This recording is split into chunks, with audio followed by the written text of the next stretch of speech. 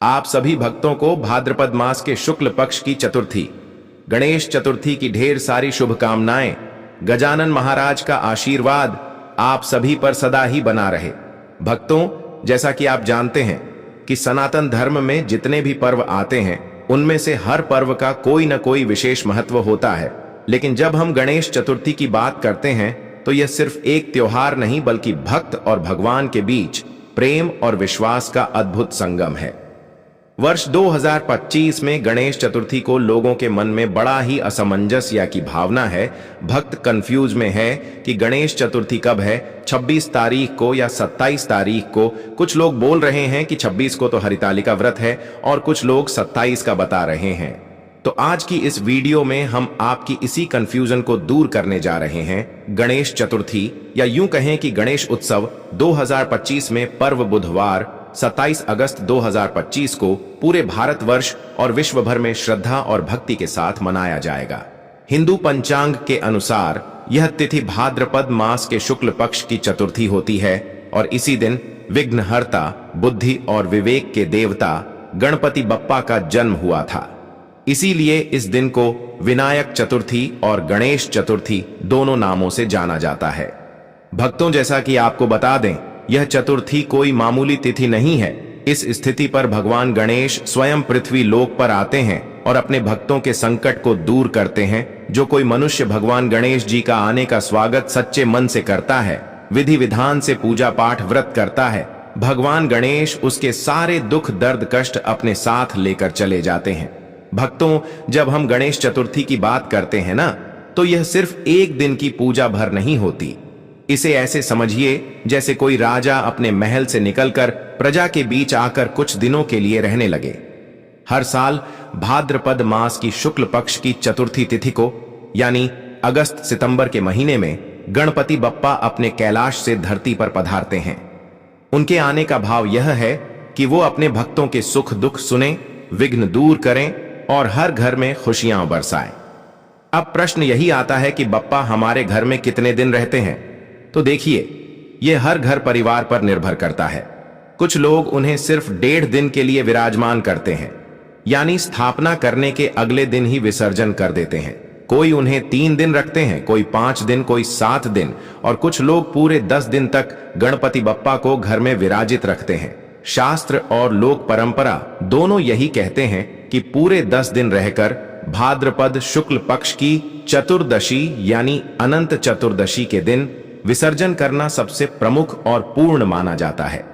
लेकिन मजेदार बात यह है कि गणपति बप्पा को विदा करना उतना आसान नहीं है जितना लाना। जब वो आते हैं तो हर घर में उत्सव, गीत, भजन, मोदक, लड्डू की मिठास होती है। 10 दिन तक ऐसा लगता है जैसे घर घर में स्वर्ग उतर आया हो। और फिर विसर्जन के दिन जब गणपति बप्पा मोरया अगले बरस तू जल्दी आ की गूंज होती है तो आंखें नम हो जाती हैं। यह विसर्जन असल में एक गहरा संदेश देता है।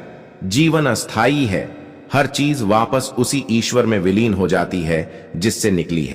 तो संक्षेप में कहें तो गणेश जी पृथ्वी पर चतुर्थी से चतुर्दशी तक यानी अधिकतम 10 दिन विराजते हैं, लेकिन भक्त अपनी श्रद्धा के अनुसार उन्हें 1.5, 3, 5 या 7 दिन बाद भी विदा कर सकते हैं। और विसर्जन का सबसे बड़ा पर्व होता है अनंत चतुर्दशी का दिन, जब पूरा समाज एक स्वर में बप्पा को विदा करता है। अब आप सोच रहे होंगे कि यह पर्व हर साल भाद्रपद मास में ही क्यों आता है? तो इसका कारण है चंद्र कैलेंडर की गणना, जिसमें सूर्य और चंद्रमा के संयोग से बनने वाली तिथियों के अनुसार पर्व तय होते हैं। भाद्रपद शुक्ल पक्ष की चतुर्थी को गणेश जी का प्राकट्य हुआ था, इसलिए यही दिन उनके जन्मोत्सव का प्रतीक बन गया। इस बार की गणेश चतुर्थी 2025 में यह तिथि 26 अगस्त दोपहर 1:56 बजे से शुरू होकर 27 अगस्त दोपहर 3:44 बजे तक रहेगी। इसीलिए प्रतिमा स्थापना और गणेश पूजा का सबसे शुभ समय 27 अगस्त की दोपहर यानी मध्याह्न मुहूर्त में है। गणेश जी की पूजा का शुभ मुहूर्त 11:05 बजे से 1:40 बजे तक रहेगा, जिसमें पूरे विधि विधान से गणपति की स्थापना करनी चाहिए। यह समय इसलिए शुभ माना जाता है क्योंकि शास्त्र कहते हैं कि चतुर्थी की मध्याह्न बेला ही गणपति की पूजा का उत्तम काल है। यही कारण है कि महाराष्ट्र, मध्य प्रदेश, उत्तर प्रदेश, गुजरात, दिल्ली, राजस्थान ही नहीं बल्कि विदेशों में बसे भारतीय भी इसी दिन गणपति बप्पा की स्थापना करते हैं। इससे पहले हम जान लेते हैं कि चतुर्थी व्रत की पूजा का शुभ मुहूर्त क्या है, क्योंकि शुभ मुहूर्त में किया हुआ उपाय हमेशा ही लाभ प्रदान करता है, वह कभी निष्फल नहीं जाता। अब अगर शुभ मुहूर्त की बात करें तो जैसा कि बताया गया 2025 में गणेश चतुर्थी का शुभ समय 27 अगस्त को 1105 बजे से 140 बजे तक है। हालांकि भारत के अलग अलग शहरों में यह समय कुछ मिनटों का अंतर ले सकता है। जैसे दिल्ली में यह समय 1105 से 140 बजे तक है, मुंबई में 1124 से 150 बजे तक, चेन्नई में 10:65 से 125 बजे तक और कोलकाता में 10:28 से 106 बजे तक रहेगा। इस मुहूर्त में गणेश जी की स्थापना करना सबसे उत्तम है, क्योंकि शास्त्र कहते हैं कि मध्याह्न काल में की गई पूजा भगवान गणपति को अत्यंत प्रिय है। इसके अलावा इस दिन चंद्र दर्शन से भी बचना चाहिए, क्योंकि मान्यता है कि चतुर्थी के दिन चंद्रमा को देखने से मिथ्या दोष लगता है और मनुष्य पर झूठे आरोप लगते हैं। इसलिए इस दिन 26 अगस्त दोपहर 1:54 बजे से रात 8:29 बजे तक और 27 अगस्त सुबह 9:28 बजे से रात 8:52 बजे तक चंद्रमा को देखने से बचना चाहिए, क्योंकि चंद्रमा को देखना शुभ नहीं माना जाता। स्थिति में आप गणेश जी का ध्यान कीजिए, साथ ही साथ भगवान भोलेनाथ, माता पार्वती जी का भी आप ध्यान करके पूजा पाठ व्रत कर सकते हैं। अब कुछ वक्त ऐसे भी हैं जो घर में गणेश जी तो ले आते हैं, लेकिन उनको स्थापना कैसे करना है, गणेश जी को जो आसान दिया जाता है वह कैसे देना है, कौन कौन सी तैयारी है जो हमें गणेश जी की स्थापना में करना है, तो वह भी हम आपको इस वीडियो में बताएंगे। इसके लिए आपको वीडियो के अंत तक बने रहना है, तभी आपको संपूर्ण जानकारी प्राप्त होगी, अन्यथा आपसे इतनी महत्वपूर्ण जानकारी छूट सकती है। अब बात करते हैं स्थापना की। गणेश चतुर्थी पर गणेश जी की प्रतिमा घर लाने का महत्व सिर्फ पूजा पाठ तक सीमित नहीं, बल्कि यह भगवान को अपने घर में, अपने दिल में, अपने परिवार में स्वागत करने का प्रतीक है। शास्त्रों में कहा गया है, गणपति बप्पा मोरया, अर्थात जब गणेश जी हमारे घर पधारते हैं तो वे सिर्फ मूर्ति नहीं होते, बल्कि साक्षात विघ्नहर्ता के रूप में हमारे बीच विराजमान होते हैं। स्थापना से पहले घर की अच्छे से सफाई करनी चाहिए, क्योंकि यह सिर्फ बाहरी शुद्धि नहीं बल्कि मन और विचारों की भी पवित्रता का प्रतीक है। स्थापना के लिए मिट्टी की प्रतिमा सबसे श्रेष्ठ मानी जाती है, क्योंकि यह पर्यावरण के अनुकूल होती है और विसर्जन के समय यह धरती में मिलकर पुनः पंच तत्व में विलीन हो जाती है। प्रतिमा घर लाने से पहले कलश स्थापना करना चाहिए और स्थापना स्थल को लाल या पीले वस्त्र से सजाना चाहिए। गणेश जी को पूर्व या उत्तर दिशा की ओर मुख करके स्थापित करना चाहिए, क्योंकि यह दिशा समृद्धि और सकारात्मकता का प्रतीक मानी जाती है। मूर्ति पर सिंदूर, दूर्वा, 3 पत्तियों वाली घास जो गणेश जी को अति प्रिय है, फूल, मोदक और लड्डू अर्पित करें। यह सब करने का कारण सिर्फ परंपरा निभाना नहीं है, बल्कि हर अर्पण का एक आध्यात्मिक और वैज्ञानिक कारण है। जैसे दूर्वा शीतलता का प्रतीक है, मोदक ज्ञान और प्रसन्नता का प्रतीक है और लड्डू समृद्धि का प्रतीक है। इस प्रकार जब हम गणेश जी की स्थापना करते हैं तो वास्तव में हम अपने घर में सुख, समृद्धि, शांति और ज्ञान की स्थापना कर रहे होते हैं। इस प्रकार को आपसे गणेश जी की सच्चे मन से पूर्ण श्रद्धा भाव से स्थापना करना है और प्रतिदिन जितने भी दिन गणपति बप्पा आपके घर में विराजमान रहेंगे, उतने दिन आपको कम से कम आरती करना है और भोग में गणेश जी के प्रिय भोग मोदक चढ़ता है। तो अब पूजा विधि की बात करें तो सुबह स्नान कर शुद्ध वस्त्र धारण करें और संकल्प लें, मैं भाद्रपद मास शुक्ल पक्ष की चतुर्थी को विघ्नहर्ता गणपति की पूजा करूंगा, उनका आशीर्वाद प्राप्त करूंगा। इसके बाद घर के पूजा स्थल में गणेश जी को स्थापित करें।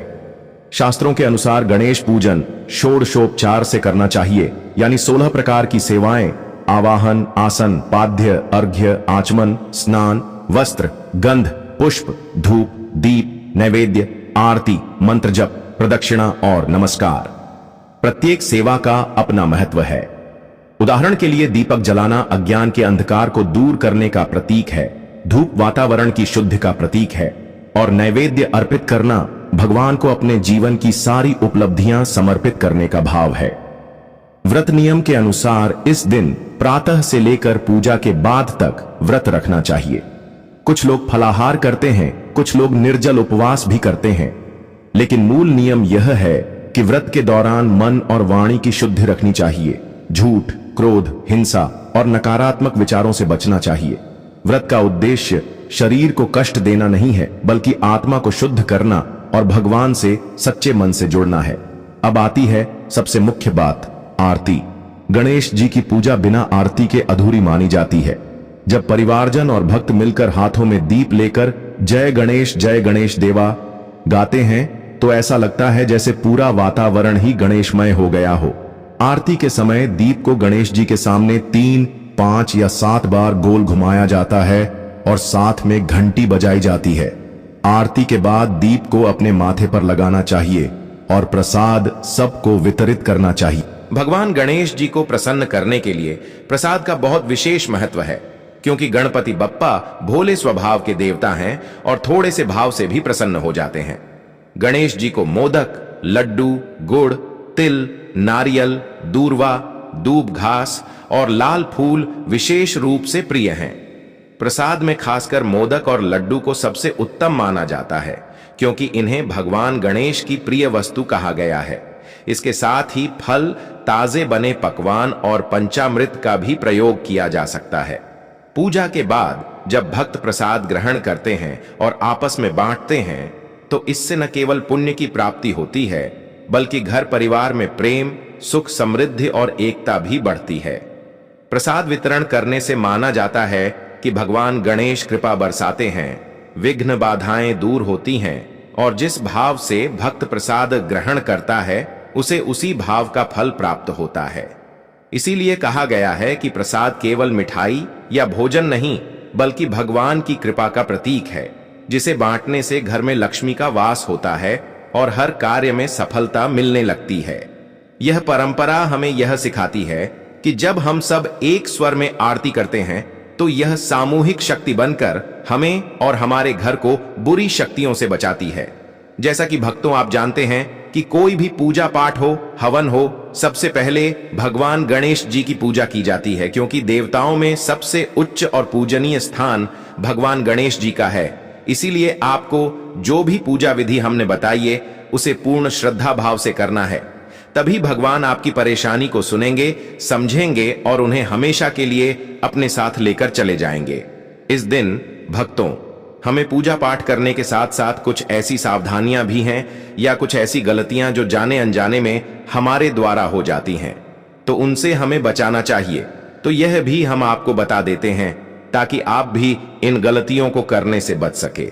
अन्यथा गणपति बप्पा आपसे नाराज हो सकते हैं और हो सकता है कि वह आपके घर में ना पधारे। इसलिए इन गलतियों को करने की शख्स मन ही है। तो चलिए जान लेते हैं कि वह कौन सी गलतियां हैं और किस प्रकार से हमें ध्यान में रखना है। गणेश चतुर्थी के दिन कुछ खास सावधानियां बरतनी चाहिए। पहली बात, पूजा के समय मन और घर की शुद्धि बहुत आवश्यक है। गंदे स्थान पर या बिना स्नान के पूजा करना अशुभ फल देता है। दूसरी बात, इस दिन चंद्रमा नहीं देखना चाहिए। तीसरी बात, मूर्ति हमेशा मिट्टी की ही लें। प्लास्टर ऑफ पेरिस की मूर्ति से पर्यावरण को नुकसान होता है और यह भगवान को भी पसंद नहीं है। और मूर्ति आदि वक्त मूर्ति को अच्छे से चेक कर लेना चाहिए कि वह खंडित ना हो, टूटी फूटी ना हो। चौथी बात, गणेश जी को तुलसी पत्र अर्पित नहीं करना चाहिए, क्योंकि शास्त्रों में तुलसी और गणेश जी की कथा आती है, जिसमें तुलसी गणेश से विवाह का प्रस्ताव रखती हैं और गणेश ने मना कर दिया, इसलिए उन्हें तुलसी पत्र अर्पित नहीं किया जाता। पांचवी बात, भूल से भी पूजा के समय अनादर न करें। मोबाइल या अन्य कार्यों में मन न लगाएं। पूजा पूर्ण श्रद्धा और ध्यान से करनी चाहिए, तभी आपको पूजा का शुभ फल प्राप्त होगा। भगवान गणेश आपकी जो भी परेशानी है, धन को लेकर उसे दूर करेंगे, या कोई कारोबार है जो बिल्कुल बंद पड़ा हुआ है वह शुरू हो जाएगा, कि संतान को संतान की प्राप्ति होगी। कितनी भी बड़ी से बड़ी समस्या क्यों ना हो, भगवान गणेश, जिन्हें संकट विघ्नहर्ता भी कहा जाता है, इसका अर्थ है कि वह आपके जो भी संकट है उन्हें हमेशा के लिए हर लेते हैं, या यूं कहें कि दूर कर देते हैं। इसलिए भक्तों, भगवान गणेश का आप अपने घर में अच्छे से स्वागत कीजिए, पूजा पाठ कीजिए। इसका फल आपको जरूर ही मिलेगा, क्योंकि पूज्य गुरु जी ने अपनी कथा में कहा है कि सच्चे मन से की गया पूजा पाठ कभी निष्फल नहीं जाता, हमेशा लाभ ही प्रदान करता है। भक्तों, गणेश चतुर्थी का व्रत केवल एक परंपरा नहीं है, बल्कि ये वो दिव्य संयोग है जब स्वयं विघ्नहर्ता गणपति पृथ्वी पर विराजते हैं। कहते हैं इस दिन बप्पा सिर्फ पूजा से प्रसन्न नहीं होते, बल्कि आपके भावों को पढ़ते हैं। इस व्रत में एक गुप्त रहस्य छुपा है। यदि आप इस दिन गणपति को केवल मोदक ही नहीं, बल्कि 8 दूर्वा की गठरी और एक खास संकल्प मंत्र अर्पित कर दें, तो बप्पा जीवन भर आपके घर से दरिद्रता और कष्ट को दूर कर देते हैं। यही कारण है कि गणेश चतुर्थी का प्रसाद सिर्फ मिठाई नहीं, बल्कि बप्पा की कृपा का आशीर्वाद माना गया है। और हां, इस दिन एक गुप्त नियम भी है। अगर आपने गणपति के आगे दीपक जलाकर संकट नाशन स्तोत्र पढ़ लिया, तो आपके जीवन की सबसे बड़ी रुकावट भी पल भर में खत्म हो जाती है। भक्तों, यह कोई साधारण व्रत नहीं, बल्कि वो अवसर है जब बप्पा आपके भाग्य की रेखाओं को बदलने आते हैं।